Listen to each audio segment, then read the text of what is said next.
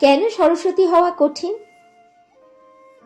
সরস্বতী মানে শিক্ষা, বুদ্ধিমত্তা, স্বাধীনতা।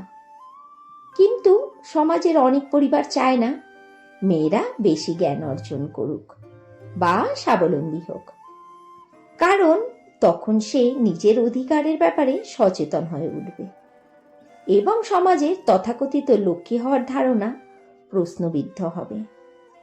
সমাজ আজও চায় নারী শুধু সংসারের ত্যাগী রূপেই থাকুক, তার শিক্ষা, স্বপ্ন, স্বাধীনতা সবই যেন গৃহস্থালির চাপে হারিয়ে যায়।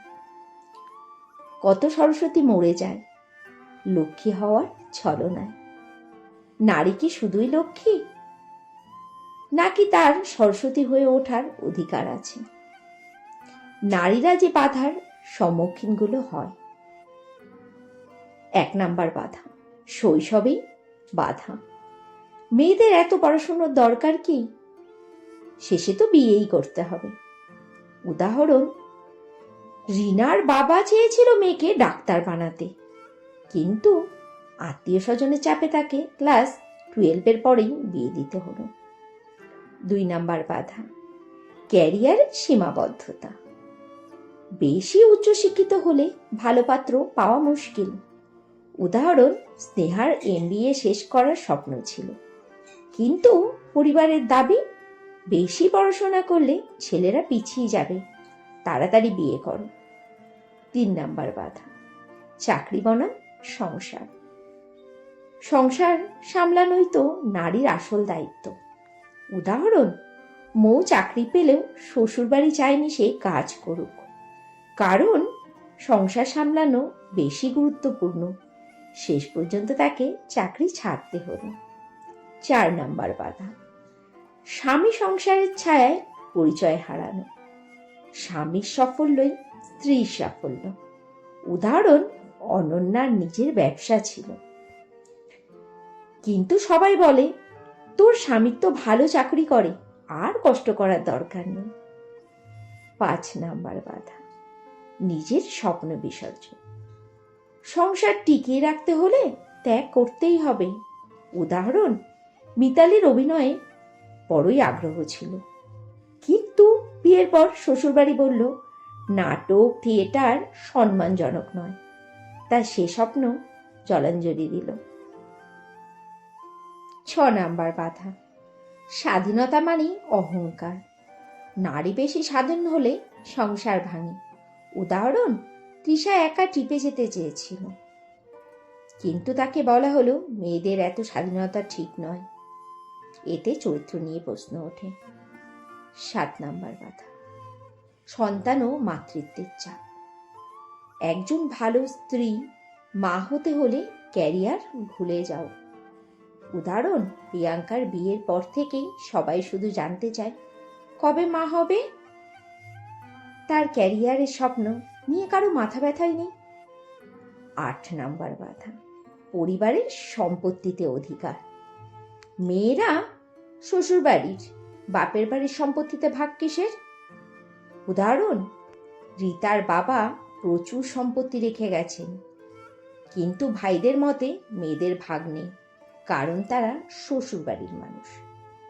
9 নাম্বার বাধা, পোশাক ও চলাফেরা নিয়ন্ত্রণ। ভালো মেয়ে মানেই শালীন, ঘরোয়া, বিনয়ী। উদাহরণ, নেহা যখন জিন্স পরে অফিসে গেল, সহকর্মীরা বলল একজন ভালো মেয়ের শালীন পোশাক পরাটা উচিত। 10 নাম্বার বাধা, বয়স বাড়লে মূল্য কমে যায়। অবিবাহিত থাকলে সমাজ তাকে ব্যর্থ মনে করে।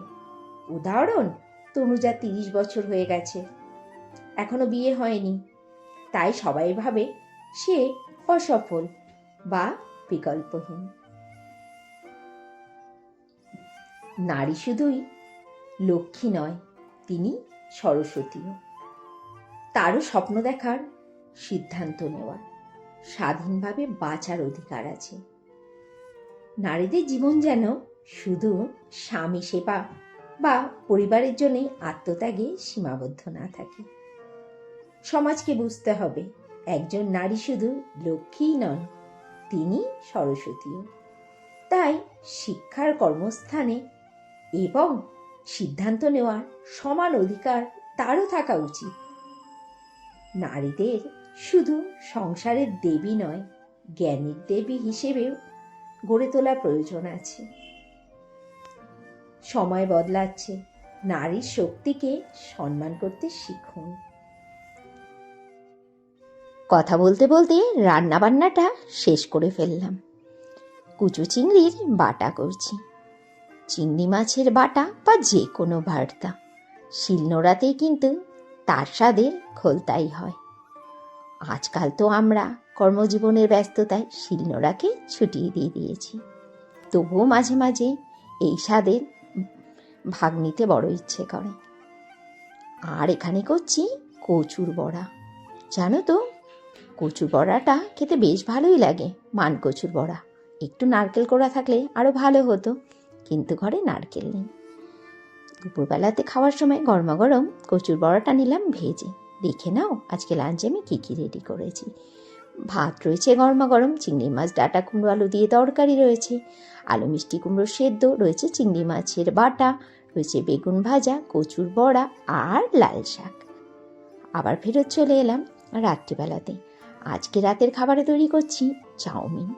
আজ আর রুটি করলাম না।